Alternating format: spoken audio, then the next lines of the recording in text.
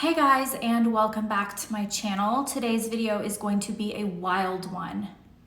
Prepare yourselves for a wild ride because this miscarriage story is not over. I just want to say at the very beginning of this video that I am filming this several weeks after I filmed part 1 and 2. I'm doing a lot better emotionally and mentally. I've had time to process it and to grieve, and I feel like I'm on my way of healing the emotional trauma. I am never going to be over the loss of this baby.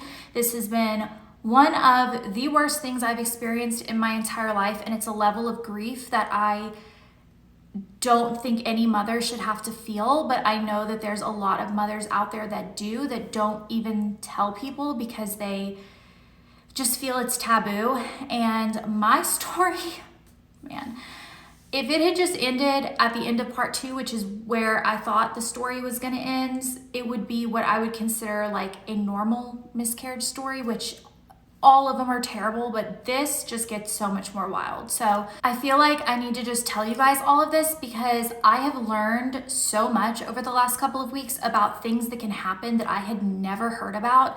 And I guarantee you a bunch of you guys have also never heard of this. I know that there will be at least one, probably more women out there who have gone through this exact thing. And to those women, please DM me on Instagram. I don't know anyone who has gone through this. I've looked on the internet. There really isn't a ton of information out there. There's a couple like old message board threads, but I would just love to hear from people who have actually experienced this because it's rare and I had never heard of it and I'm scared. I'd love to talk to you privately and ask questions and just see how your experience was because this has been a lot to take in over the last couple of weeks. So I am going to start right where part 2 left off. If you have not watched part 1 and 2, you pretty much have to watch those videos to like fully understand the story and like how we got to where we are. I was a lot more emotional in those videos. I filmed them shortly after it was all happening and I was still in the throes of like the deepest grief. And I think that I've built up an emotional wall a little bit as well as just healed and processed a little bit over the last few weeks. And I feel like I can talk without just sobbing through this video. But having said that, I definitely don't want to like come on here and be like, I'm doing great, I'm happy, because this has been traumatizing and awful and devastating. And with the information that I'm going to talk about in this video, I feel like I was kicked while I was down and it has been a lot. So I'm not doing well, but I'm doing better. So that's kind of where I am emotionally.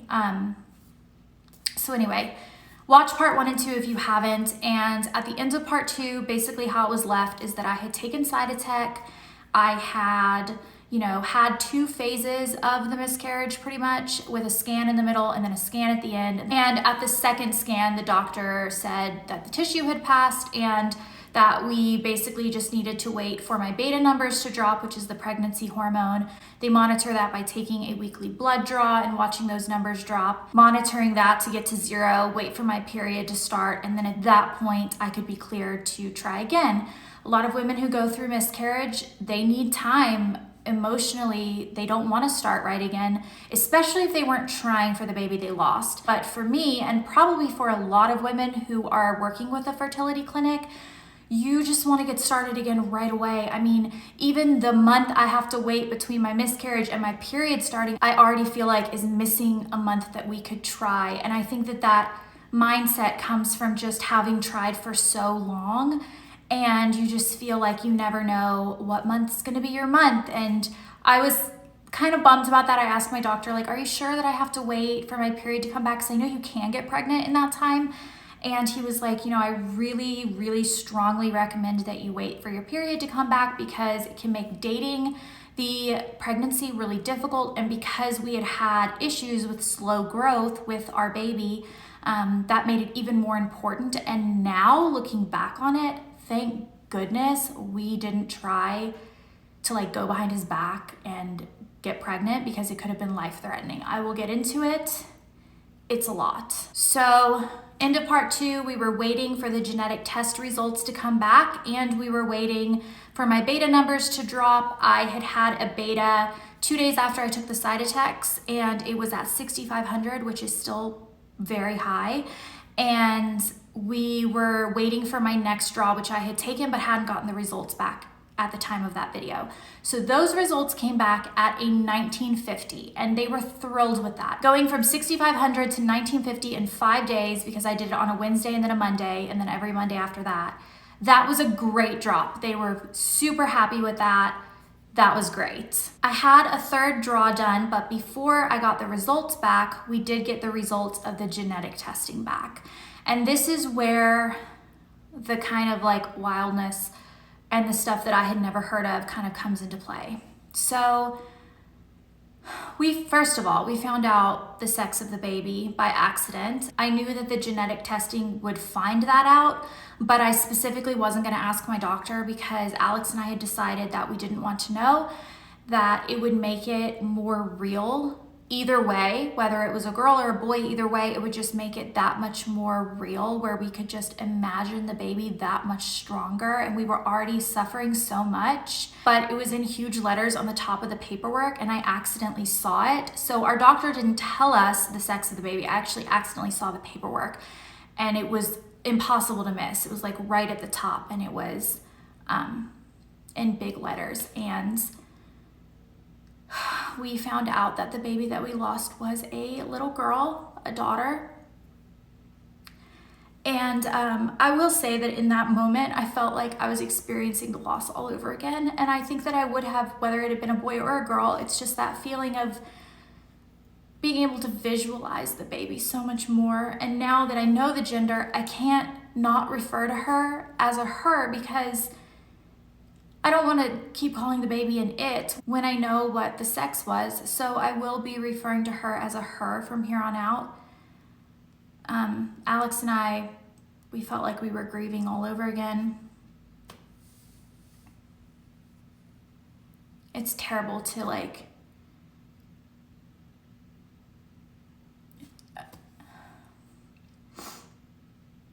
we did find out that she had a 100% fatal chromosomal abnormality. The doctor explained to us that, first and foremost, from a fertility doctor's point of view, this loss was actually on the better end of the spectrum, because this specific abnormality is not caused by a bad egg, bad sperm, or the mother's inability to hold a pregnancy.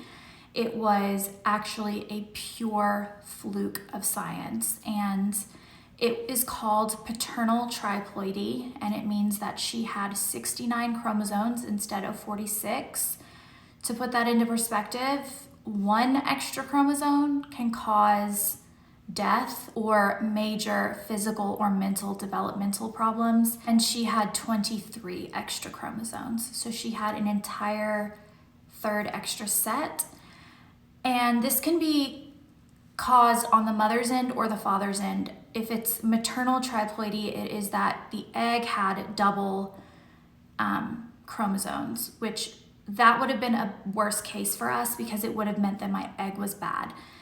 In our case, the paternal triploidy is more likely that 2 sperms got into the egg, which sounds like something that could happen more often than it does, but your body and your eggs are really good at making this not happen because it is fatal. So the millisecond a sperm gets into the egg's exterior hardens and doesn't allow other sperms to come in. And this means either 2 sperms got in at exactly the same time, or I asked my doctor if it was possible that the lining of the egg, if there was like something wrong with it, and he said probably not, because the egg was shown to be healthy. And also, even if that was the case, it still would be a fluke, because that wouldn't mean that that would be like a reoccurrent issue. It would just be that like that egg had an issue. But he doesn't even think that's the case. He thinks just it was a fluke. 2 sperms got in at the exact same time. And it's not supposed to happen, but it did. But he said it's rare, and it doesn't increase our chances of it happening again. It wasn't caused by genetics. It was just really bad luck. So it is possible that it was one sperm with double chromosomes, but he says it's way more likely that it was two normal sperm that just got in and created triple chromosomes, and it wasn't survivable. And I can't help but to like be so mad, because I had 2 eggs that cycle and obviously 2 good sperm, and I wish they had just each gone to an egg. I would have had girl twins, and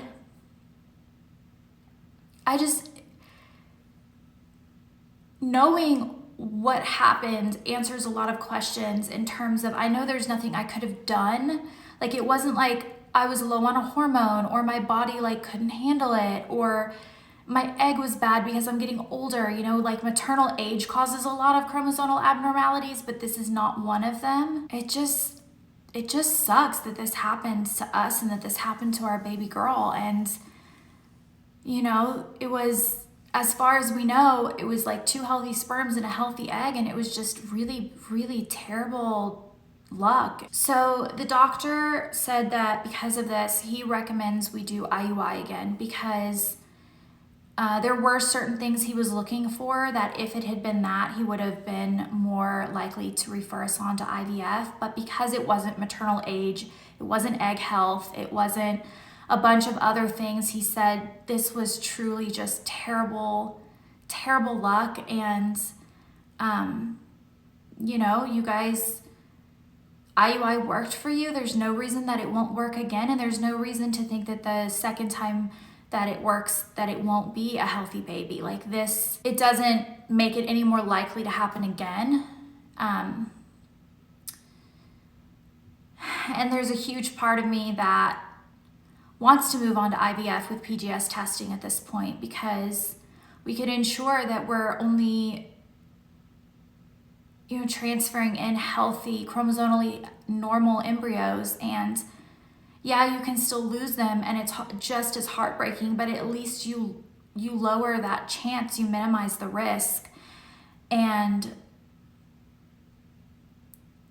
I've talked to a lot of people in my real life about, you know, IUI versus IVF moving forward, because while he recommends IUI, it's still ultimately up to Alex and I. And Alex is open to either. He's really, really, really supportive of doing what I want to do, but he also like kind of thinks we should try IUI again. My dad is an OBGYN, so I always ask him questions about this kind of stuff. And he also said, just do IUI again. Like 1 in 4 pregnancies end in miscarriage. So going into this, you had a 25% chance of losing any of your pregnancies. And there's no reason to think the next one won't be healthy and that we won't get another little James or another little girl. I'm still wavering with that. If you have worked with a fertility clinic and you got pregnant with an IUI and then lost that baby and then decided to continue working with them, I would love for you to DM me on Instagram and tell me what you chose and what happens. Did you do IUI again, and did you get pregnant and have a baby? Did you move on to IVF, or did you do IUI a few more times and either didn't get pregnant and moved on to IVF, or got pregnant again and had another loss? Like I just want to hear stories. I feel very alone right now, because these are very like specific asks of people, and like I don't know anyone in my real life who's gone through anything like this. But we haven't even gotten to the stuff that like I had never heard of. I mean, I had never heard of paternal triploidy, but I feel like I've heard of 2 sperms getting into an egg before. Like that doesn't sound crazy to me. In fact, I'm surprised it doesn't happen more often. I mean, literally like 1 ejaculation of sperm can have like 100 million sperms in it. I can't understand why there aren't multiple sperms getting into every egg. Like it just seems like there's so many, but clearly science, something in there keeps that from happening, and it just wasn't the case with this one. So like I said though, that didn't shock me. I mean, we were happy to hear that it was something that we couldn't have prevented, just because it just made us feel like we didn't do anything wrong. It's hard not to feel that way when you're going through a miscarriage as the mother. It's hard to be like, you know, what if I hadn't eaten that yogurt that one morning? You know, like you think weird things and you blame yourself, and that was a weight off our shoulders. Okay, so here's where it starts getting into stuff that I had never heard of. And I think the reason that it was brought up in this appointment is because my third beta number had come back during that appointment. And so my doctor got the number, and he was telling us that our number had gone from 6,500 to 1950 to 1530. So it had gone down, but not as much as they had wanted to see it drop, especially because of the drop from 6,500 to 1950. That was such a big drop. To go from that to 1930, I think, or to 1530, it just wasn't a very good drop. And so he was like, I feel like I need to tell you, this is probably not gonna happen. This is even rarer than having the paternal triploidy in the first place. But paternal triploidy is associated with something called a partial molar pregnancy, which is a type of cancer. I am not an expert on this, and I have only just begun knowing about it and learning about it, and I'm only going to go off what I have been told by my doctor and not things that I've read online. So I might not be explaining this correctly, and you should do your own research if this is something that you have the unfortunate luck to come across as well. Anyone who's had paternal triploidy with a partial molar pregnancy, please DM me on Instagram. I don't know anyone I can talk to. The double sperm DNA begins fighting each other or mutating or something. It's obviously not supposed to exist, double sperm DNA, two in there at the same time. And what can happen is that tissue can turn molar, which is a type of cancer. And if it's not caught, it can actually spread to other areas of your body, just like any other type of cancer. The good news is, if it's caught early, it's almost completely easily treatable with low dose chemo if it needs to go that far. But the risk is if you don't catch it and it starts spreading, then of course that's terrible. And if you get pregnant and you haven't caught that you have it, you have no way of knowing that you have it, because the way you monitor it is checking your pregnancy levels. And those are the weekly beta draws that I was already having done. But with a partial molar pregnancy, the tissue will continue to excrete pregnancy hormone even after your miscarriage is complete. So that means that your beta numbers will either plateau or they'll start going up. They'll continue to increase instead of continuing to decrease and staying at zero, which is what you want. So basically my doctor was like, we're gonna have to monitor you for a few months. You can't get pregnant. It could be life-threatening to you and or your baby. We have to get you down to zero, and then we have to keep you, we have to make sure you stay at zero for a while before I can clear you to try again, because we have to make sure that you don't have molar tissue in there. He said, you've gone down about 25% from the 1950 to the 1530. I'm getting my numbers confused, but it was 19 something to 15 something. He said, as long as you're staying around 25% dropping a week, I'm okay with that. But if you start plateauing or going up, then we're gonna have to move on to the next step, which is going to be surgery. That's the first line of defense of having this, is we go in there and it's the DNC procedure that I didn't want to do in part 2, which is why I took the Cytotec. I did not want to do surgery, but that would be the first thing they would do, is they would go in there and clean out all of the tissue, get everything out of your uterus, and they can then send that tissue to pathology and test it and make sure that it isn't molar. And if it is, then that's when you move on to low dose chemo. And he said, he was really trying not to scare us. He was like, this is really probably not going to be the case. It's very rare, and it's even rarer to get so far as to have to go the chemo route. Chances are, even if you have an issue, we can fix it with the surgery and then you'll be done. So he was just kind of letting us know that was the thing that could happen. So I went home. Of course, I was a basket case that night. I called Dad, I told him all about it.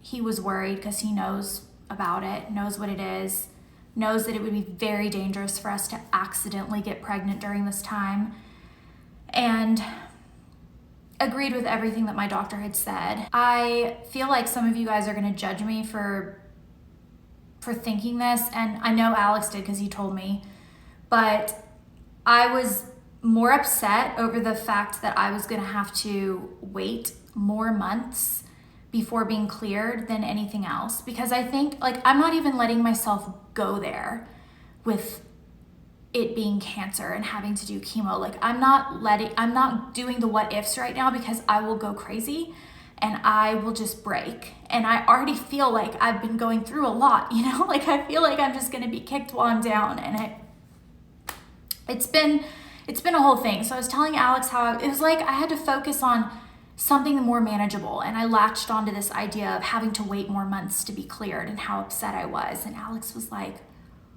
we have to make sure you're healthy. Like, you need to calm down about this. Anyway, I went in the next week for my weekly blood draw, and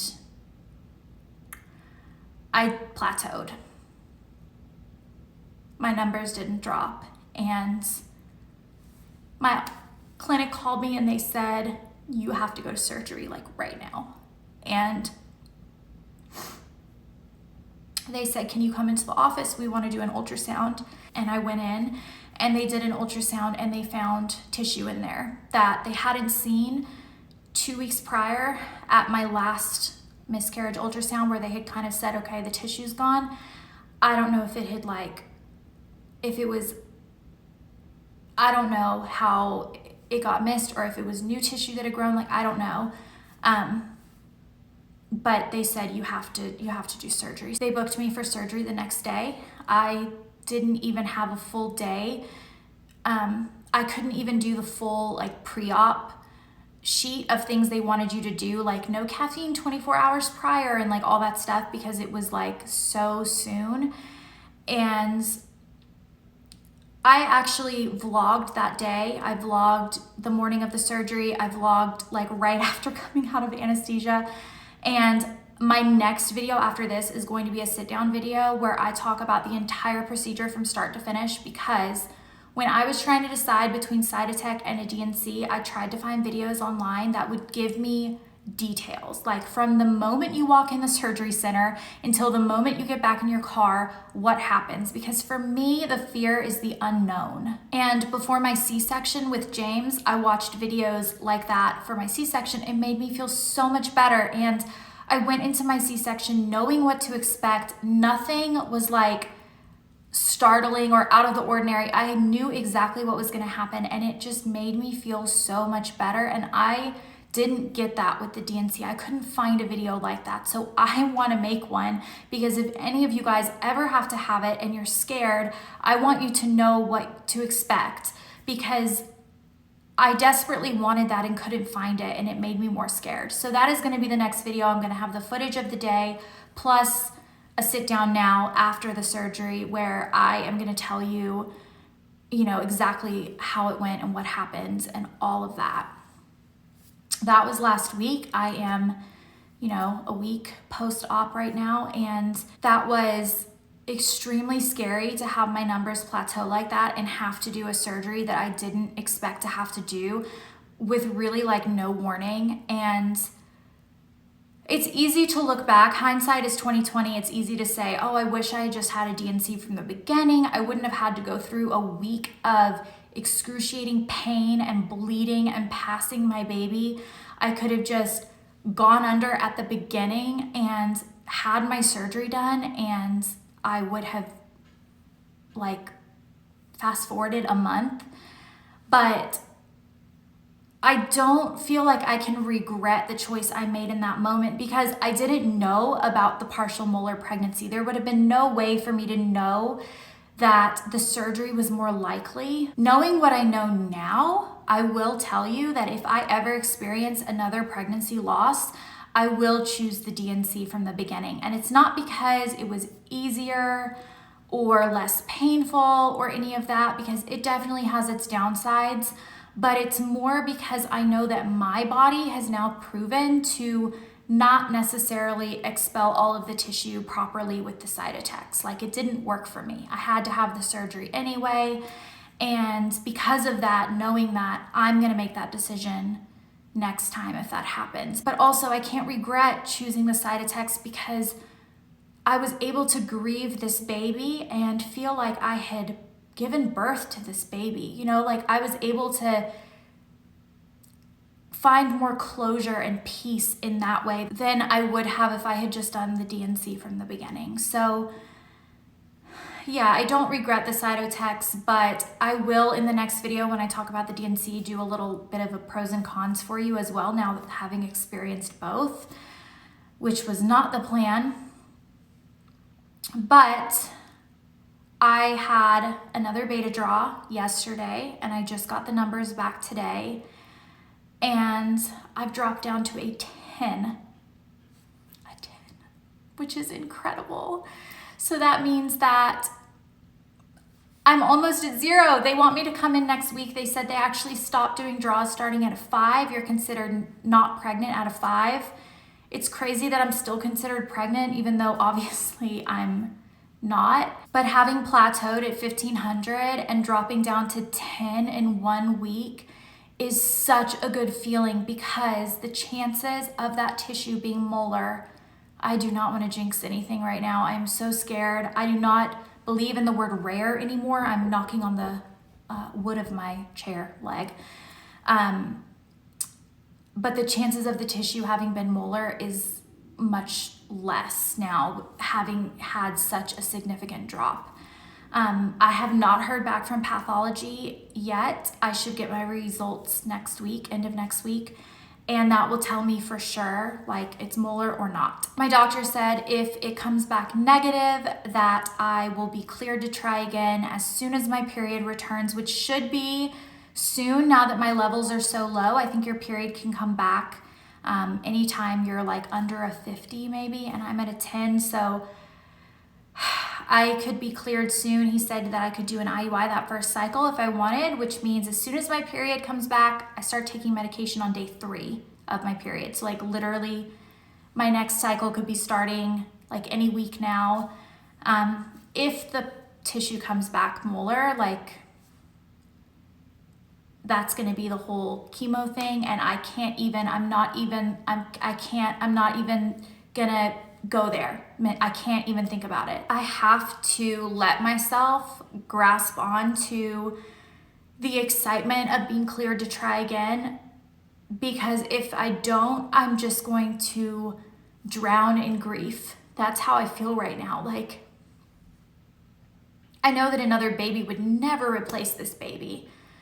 We tried to make a baby and we made a beautiful angel instead, and I'm never going to be over this, but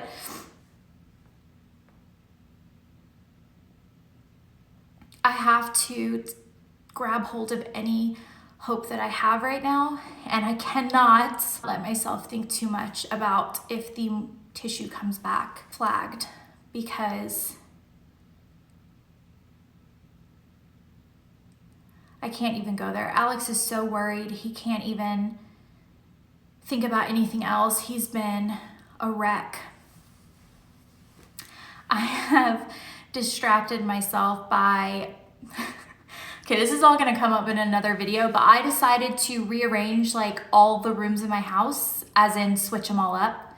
So we have James moving to an upstairs room, the guest room moving to the downstairs room that was James's room, my office moving to the guest room that was upstairs that was James's room. They're all shuffling, and I'm getting new furniture in, and it's gonna be round 2 of home decorating, and it's gonna be really fun. And that has been what has kept me from wanting to curl up in a hole and die. I just have really thrown myself into nesting, doing the things that when I was pregnant, I thought, these are the things I want to get done before the baby comes. Like, I had all these ideas for the house, and while I was pregnant, I felt that push to get these things done so that they're done when we welcome another baby into this family. And just because that baby is no longer going to be in this family on earth, I still feel this like desire to get our house ready. So I will have house decorating round 2 coming in videos. So that is where I'm at right now. That is filling you in on everything that's happened in the last couple of weeks, the things I've learned. Oh, well, I can fix the back of your hair when I'm done filming. Yeah, later is fine. Okay. Quarantine haircut. So that is everything. That is a rundown of everything that I've been going through. Like I said, the next video will be the surgery video, and then we will start doing home videos. And oh, we're also waiting to hear back on some more intensive genetic testing that we had done.